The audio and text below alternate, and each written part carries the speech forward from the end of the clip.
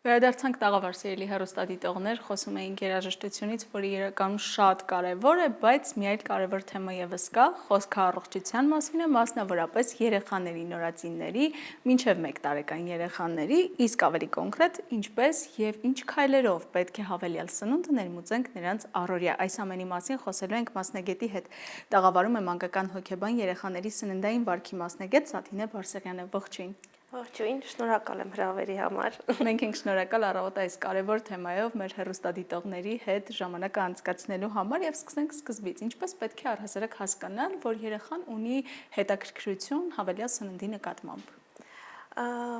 Ամենակարևորը հավելյալ սնունդը սկսելու առումով դա հենց հետաքրքրությունն է, որը շատ ծնողներ երբեմն բաց են թողնում, բայց առանց հետաքրքրության հավելյալը չի կարող ավելի լավ ընթանալ, քանի որ երեխան պետք է հետաքրքրություն ցուցաբերի ու ի պատասխան իր հետաքրքրությանը իրեն առաջարկվի սնունդ։ Ինչպես հասկանալ, երեխան սկսում է ցույց տալ, այսինքն մոտավորապես 5 ամսականից երեխան կարող է սեղանի մոտ արդեն բերանը բացել, փակել, նայել ծնողների դեմքին, երբ որ իրենք ուտում են, ու ինչ-որ պահից ինքը սկսում է շատ մեծ ուշադրություն դարձնել ինչ կա սեղանին ու նույնիսկ իր ձեռքով փորձել վերցնել ինչ-որ բաներ։ Հատկապես մայրիկների ձեռքից են չէ՞ վերցնում։ Այո, մայրիկը երբ որ ուտում է ինչ-որ մի բան, երեխան սկսում է հետաքրքրվել այդ ամենով, բայց հենց իսկական հետաքրքրությունը այն պահն է, երբ որ ոչ մի բանով չեն կարող երեխային շեղել, այսինքն ինքը ամեն գնով փորձում է ուտելիքը վերցնի եւ տանի իր բերանը։ Վերցրեց տարավ ու առաջինը երբեմն վախն է առաջանում, որովհետև համերը տարբեր են, շատ անծանոթ, ինչպես պետք է օգնել երեխաներին, նույնիսկ այն տարիքում, երբ արդեն ցուցված է այս կամ այն ուտեստը կամ բանջարեղենը նրանց սովորական ռացիոնի մեջ ներառելու, չվախենան նոր համերից։ Իրականում փոքրիկները մինչև 1 տարեկան նոր համերից բացարձակ չեն վախենում։ Վախենում են ծնողները։ Այստեղ ծնողը պետք է հասկանա իր հույզերը, այս этаպի հետ կապված խեղդվելու վախերը, տարբեր ուտելիքներ տալու, չտալու իր անհանգստությունները, որովհետև երեխաները հենց իրենք ավելի հետաքրքրասեր են ու բացարձակ ամեն ինչի նկատմամբ հենց 6 ամսեկանում իրենք հետաքրքրություն ցուցաբերում են ու ուզում են։ Եվ պետք է ներմուծել այդ համերը, որպեսզի ապագայում 1 տարեկանում այդ հետաքրքրությունը ու նոր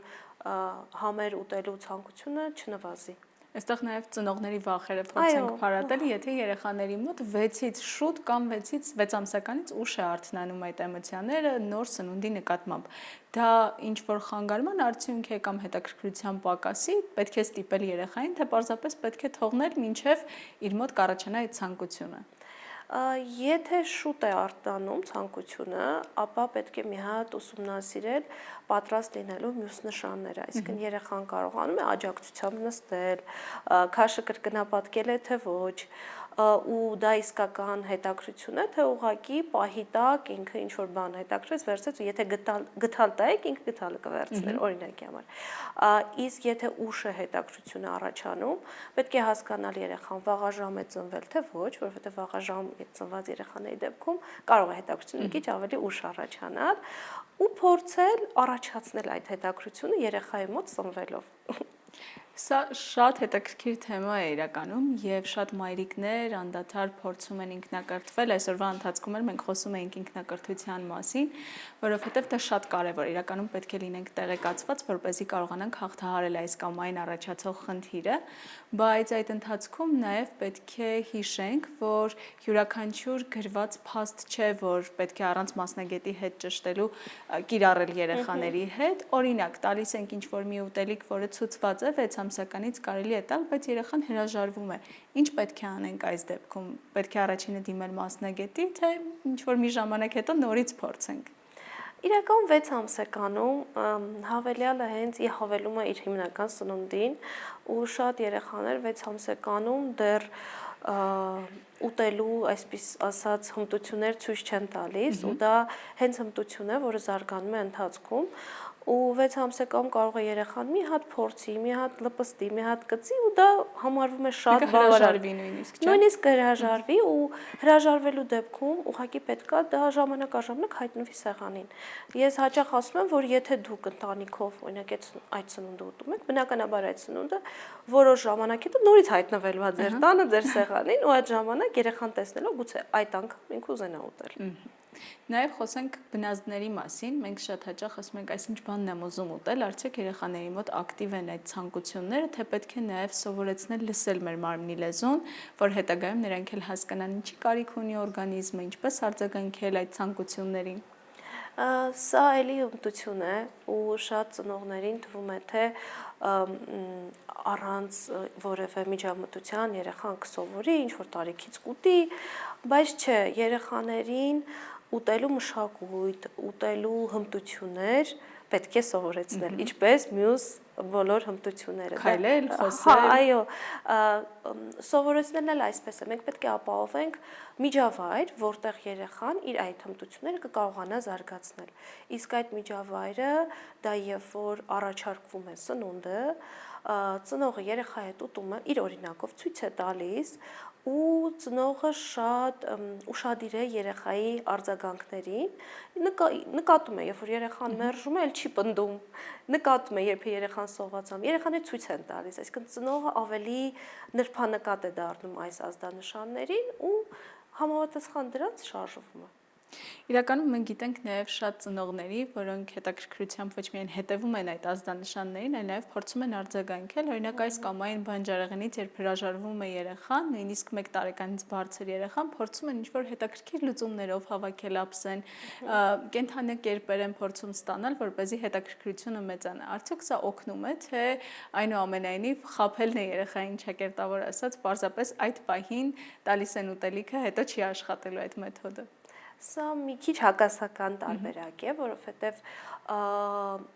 ես միշտ խորհուրդ եմ տալիս ոչ թե ծնողը հավաքի այդ ափսեն, ինքը զբաղվի դրան, այլ երեխայի հետ փորձել ափսեն ձևավոր դարձնել, այսինքն երեխան կտրտի, երեխան սարքի այդ ամեն ինչի պետք է արվի, որ երեխայի շփումը սննդի հետ ավելի շատ լինի, ու եթե երեխան ունի վախ կամ անհանգստություն, թեկուզ այդ շփման միջոցով հաղթահարի։ Ոչ թե ուտելիքը արդեն պատրաստ ինչ-որ արվեստի գործի տեսքով հայտնվի իր դիմաց, այլ հենց երեխան էլ process-ում լինի։ Ներգրաված լինի, ինքը իմանա ինքը ինչ է կտրտում, ինչ է սարքում ու սա ավելի ինչ է ուտելու, ու սա ավելի արդյունավետ է լինում հիմնականում։ Եթե նորից վերադառնանք ավելի փոքրիկ երեխաներին, շատ հաճախ երեխաները երբեմն ստիպված, քանի որ մայրիկները կերակրում են նրանց, դեռ չեն կարողանում ինքնուրույն ուտել, ստանում են այդ ուտելիքը, բայց պահում են բերանում, կուլ չեն տալիս, չեն ընդունում այդ հավելյալ սնունդը, պահում են բերանում, սա ինչ ազդանշան կարող է լինել։ Հիմնականում բերանում պահելը նշանակում է, որ երեխան չի ուզում ուտի։ Այսինքն ինքը ֆիքսել է, որ եթե բերանում պահում է, ծնողը հաջորդ գտալը չի տալիս իրեն։ Ու ինքը բերանի մեջ պահում է, որ process-ը ավարտվի։ Թաքուն է պահում այդ հատվածը։ Որ ծնողը հասկանա, որ հաջորդ գտալը էլ պետք չի առաջարկել։ Մինչև բերանինը չդատարկի, ծնողը չի կարող չէ տալ, ու ինքը երկար կարող է պահել, որ process-ը ավարտվի։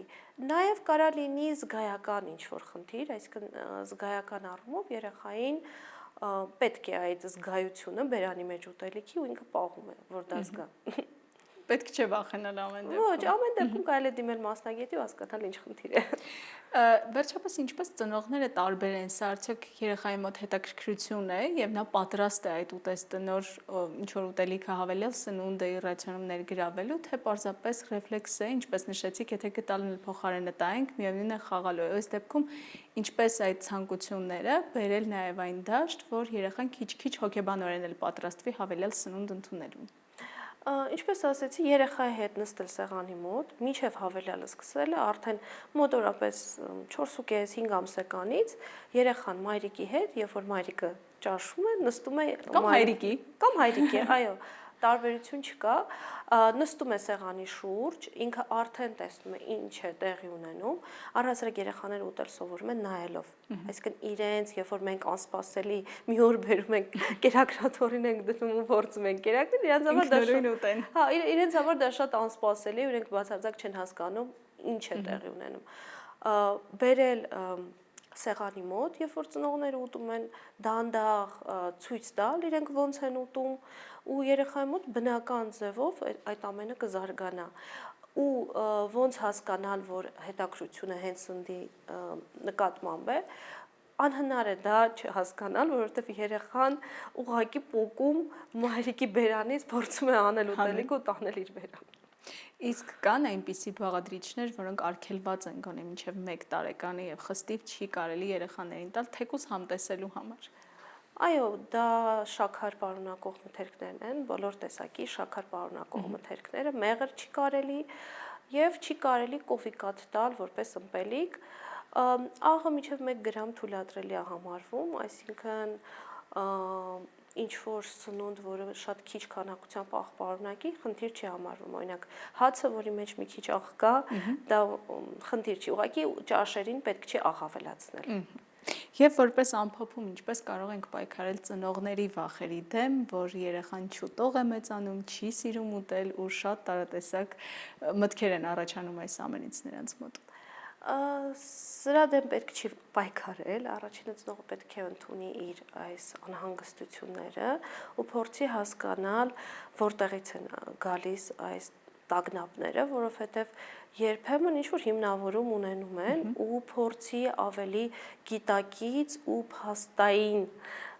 դիտարկել իրավիճակը ու նաև ինչպես ասեցի, երբ որ ծնողը արձագանքում է երեխայի ազդանշաններին, իր համար պարզ է դառնում, որովհետև եթե երեխան սոված է, այդպիսի երեխան չի քնում, հանգիստ չի մնում, ամբողջ օրը անհանգիստ է լինում, լաց է լինում ու այդ նշանները անհնար է չնկատել, նաև քաշն է իջնում, այսինքն ֆիզիկական նշաններ են լինում, որ երեխան սննդի պակաս ունի։ Շնորհակալ եմ անչափ հետաքրքիր զրույցի համար։ Այս զրույցի արդյունքում մի բան ակնհայտ է, որ պետք է պարզապես ինքնակրթվենք, շարունակենք հետևել մասնագետների խորհուրդներին եւ օրինակ ծառայենք փոքրիկների համար յուրաքանչյուր ոլորտում, ուտելուց սկսած մինչեւ կրթվելը։ Շնորհակալություն։ Շնորհակալ եմ ես։ Իսկ մենք շարունակում ենք եթերս ելի հեռուստադիտողներ լսելով երաժշտություն։